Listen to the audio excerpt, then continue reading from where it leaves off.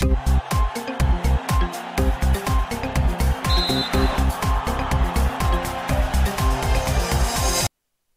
mtazamaji, ni wasaa kuangaza habari za michezo na burudani, nikipokea kijiti kutoka kwake Lulu Ali. Mimi ni Esther Mtebe na tuanze na habari za michezo kitaifa. Ligi kuu soka Tanzania bara inatarajiwa kuendelea kutimua vumbi kesho kwa michezo mitatu kuchezwa katika mikoa ya Manyara, Dar es Salaam na Tanga, ambapo vilabu vya TRA United, Tanzania Prison, JKT Tanzania, Mbeya City, Fountain Gate na Coastal Union vikitarajia kupambania alama tatu muhimu. Wakati wakizungumza na waandishi wa habari za michezo, makocha na wachezaji wa timu hizo wameeleza namna ambavyo wamejipanga kwenda kuonyesha mbinu ili kutafuta alama tatu muhimu sambamba na kutoa burudani kwa wapenzi wa soka. Starting nzuri ya mechi, tunaanza mpaka tunamaliza mechi. So tunajaribu correct taratibu kwa bora kila mtu kila department ili tuende kwa kile ambacho tumeplan na kufanya vizuri kwa ubora wetu ambao tuna process kuweza kufahamu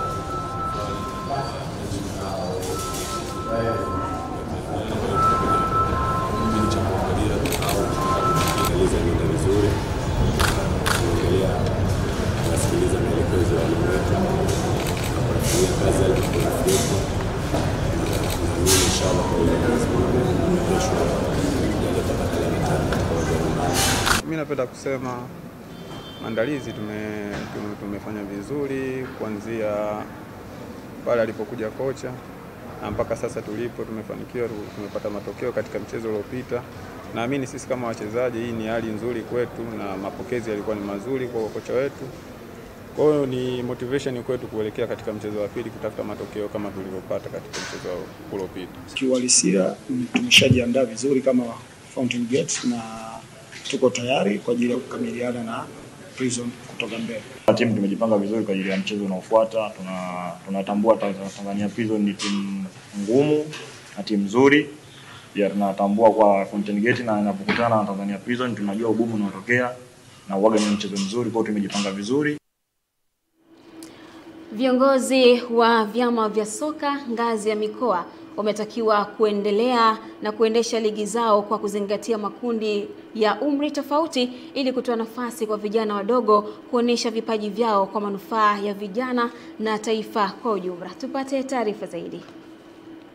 Wito huo umetolewa na kaimu katibu mkuu wa shirikisho la soka nchini TFF, ambaye pia ni mkurugenzi wa ufundi wa shirikisho hilo, Oscar Mirambo, wakati wa uzinduzi wa ligi ya soka mkoa wa Dar es Salaam ambayo inahusisha jumla ya timu 28, ambapo kwenye mchezo huo wa ufunguzi timu ya Soka City imefanikiwa kuibuka na ushindi wa mabao 2-1 dhidi ya Bara FC.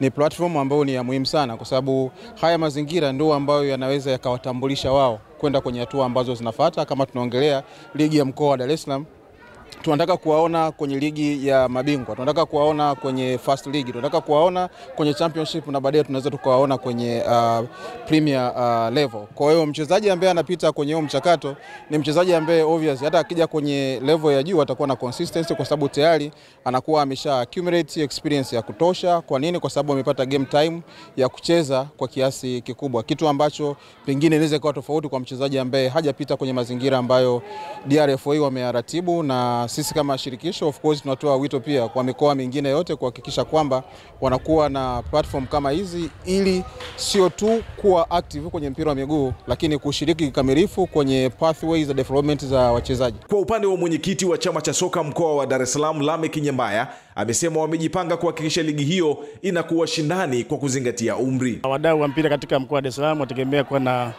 ushindani katika hizi mechi ambazo zinaenda kuchezwa na viwanja ni tofauti tofauti. Hapa leo tumeanza Chamazi, lakini mechi zinazopata tutaenda viwanja vingine ambavyo tumechagua, Kinesi, KMC, viwanja katika mkoa wetu wa Dar es Salaam wote tutahakikisha mpira unachezwa ndani ya mkoa wetu wa Dar es Salaam. Wote tumewaambia walete vyeti, tumepitia viti vyao, na wale ambao wamezidi kuna utaratibu ambao unafuata. Kama mtu amedanganya ni kumfukuza, kufungia moja kwa moja na timu husika kunyang'anywa point. Ligi ngumu kiufupi, lakini sisi tumejiandaa vizuri. Tumefanya mazoezi kwa ajili ya ligi hii na tunatarajia kufanya vizuri katika mashindano haya. Kwa mimi nilivyoona safu ya mbele bado kidogo ina shida kidogo, lakini rahisi Mwalimu ameona, makocha wote wameona, wataenda kufanyia mazoezi. Wasitoke kutusapoti, kuja uwanjani kutuangalia na kutupa moyo. Tutafanya vizuri mechi ijayo. Mimi ni Juma Abdurrahmani na hii ni Channel 10.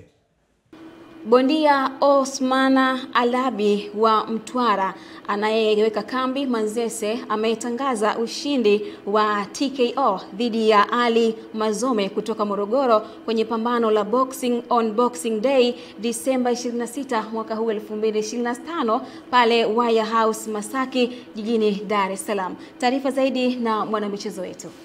Akizungumza mapema jijini Dar es Salaam, bondia Osama Arabi amejinasibu kuibuka na ushindi wa kwanza wa TKO kwenye pambano hilo, huku akiwaomba wanamtwara wote na Watanzania kuwa sehemu ya historia ya ushindi huo. Mimi kijana wao niko fiti kabisa kumkabili Ali Mazome. Lakini pia napenda kuambia wa mashabiki wangu kitu muhimu kwanza ni dua ili tufike dua ili tuweze kufika mwezi wa 12 tarehe 26. Mimi naamini Mtwara mabegani, Manzese mikono juu. Kwa upande wake, mashabiki na wadau wa mchezo wa masumbwi wamesema kuwa wanajiandaa kwenda kumshuhudia Osama Arabi akimtwanga mpinzani wake kama paka aliyekula mboga ya familia siku hiyo. Yaani kwa jinsi alivyojiandaa Osama, bwana mpinzani, kama ulikuwa umenadaiwa kodi, unadaiwa hela vikoba, hii imekuponza mwanangu. Yaani uko fiti kali kiti. Raundi ya kwanza ndio kumaliza mchezo. Hatuna jambo la kulemba. Bondia wetu tunamkubali kama tishu, tulikasfu tumeshamaliza. Hatuna mambo mengi. Kijana wangu yupo vizuri na mambo yamekaa vizuri sana, Osama Arabi. Yaani huyo bondia jinsi atakapokuja ndivyo tutavompokea. Yaani ajitahidi aweze kumaliza, lakini kiukweli kwa sasa hivi tumeamua kufanya mazoezi magumu sana kiasi kwamba sasa hivi Osama anatamani hata game hata kesho iwepo. Kutoka jijini Dar es Salaam, Juma Mohamed, na hii ni Channel 10 Michezo. Mashabiki wa timu ya Simba wamebainisha sababu ya timu yao kufungwa na timu ya Petro Atletico ya nchini Angola na kushauri uongozi wa timu hiyo kujipanga vyema ili wapate matokeo ya kuridhisha katika mechi inayotarajiwa kuchezwa ugenini Oktoba 30 mwaka huu dhidi ya Stade Malien ya nchini Malawi. Taarifa ya Epimakus Apolinari inafafanua zaidi. Mashabiki wa timu ya Simba mkoani Mbeya wameeleza sababu ya kupoteza mchezo wao wa kwanza katika hatua ya makundi ya ligi ya mabingwa Afrika dhidi ya wapinzani wao Petro Atletico ya nchini Angola katika uwanja wao wa nyumbani wa Benjamin Mkapa. Kosa yalitokana na mapungufu ya wale ambao walikuwa wamepewa nafasi ya kufunga mbele. Nafasi walikuwa wanazipata, lakini walikosa umakini wa kuzitumia zile nafasi. Walipata nafasi karibia kama sio 3 ni 4, lakini hata moja hawajaitumia vizuri. Kwa ile ndio ikawapa nguvu wale wapinzani, ndio wakaitumia ile fursa ya kukosa magoli sisi kwenda kutuadhibu.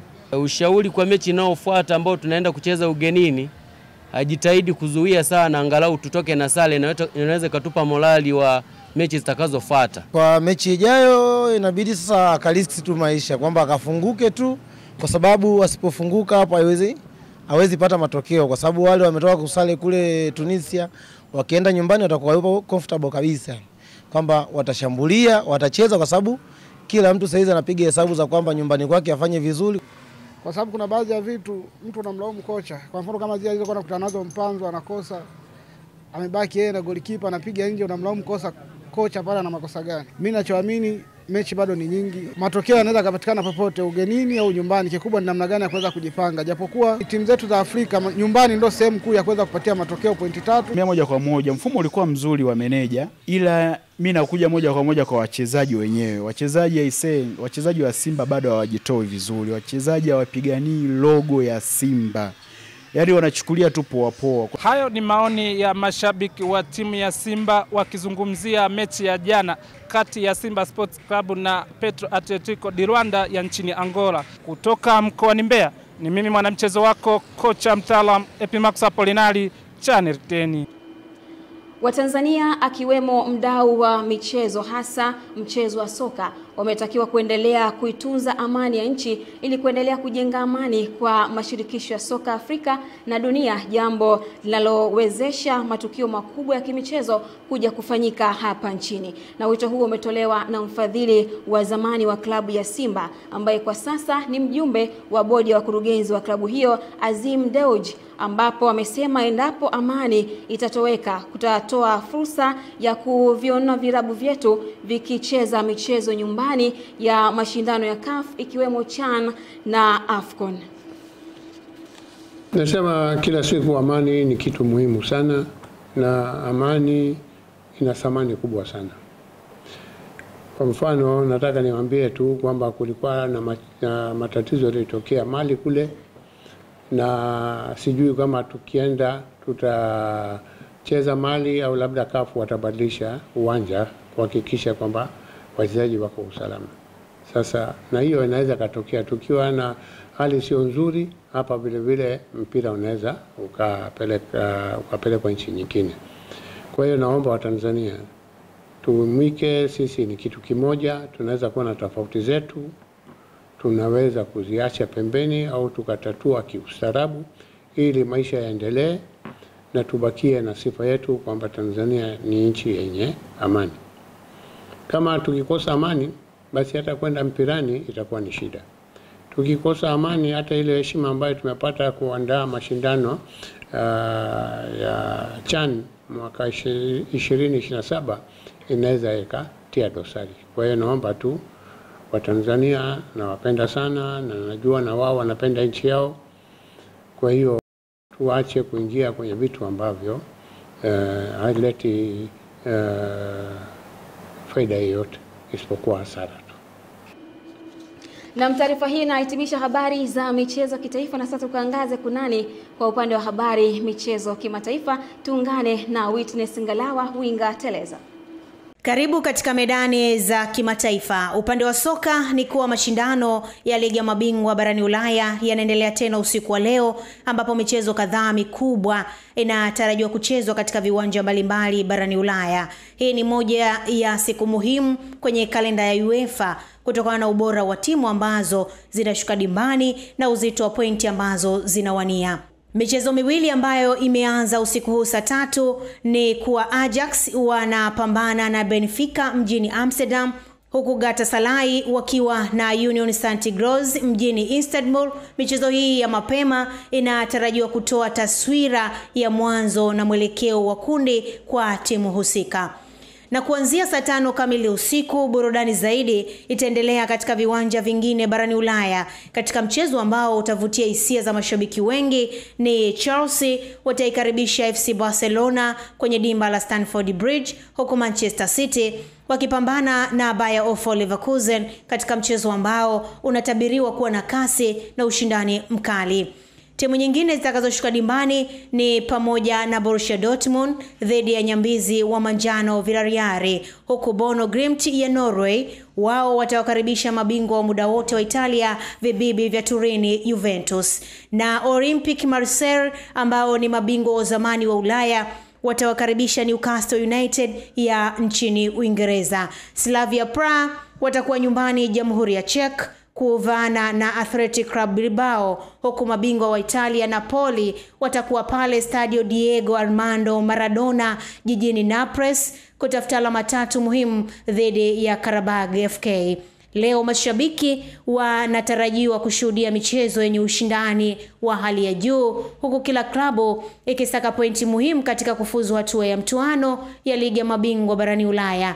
Burudani na msisimko wa soka Ulaya unatarajiwa kutawala usiku huu. Ni hayo tu katika medani za kimataifa. Mimi ni winga teleza Witness Ngalawa, na hii ni Channel 10+.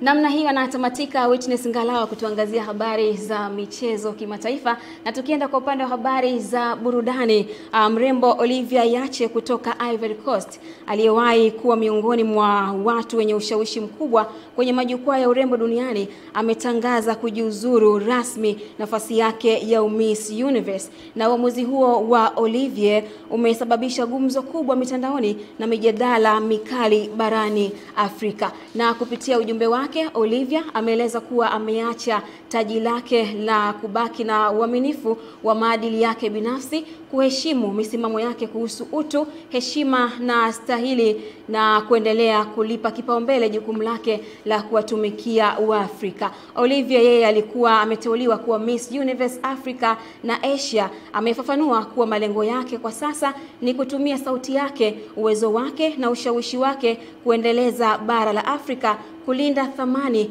za kitamaduni na kutengeneza fursa kwa kizazi kipya. Uamuzi wake umepongezwa na watu wengi, wakimtaja kama mfano wa uongozi wenye maadili katika dunia inayokabiliwa na shinikizo la umaarufu na maslahi ya kibiashara. Kwa upande wake mwingine amesema kwamba mashabiki wameonyesha kusikitishwa, lakini pia wameheshimu msimamo wake thabiti. Na hivyo ndivyo ambavyo tunahitimisha habari za michezo na burudani kwa usiku huu wa leo. Mimi ni Esther Mtebe, nikurudishe kwake Lulu Ali kwa ajili ya kutamatisha habari ya kutwa nzima.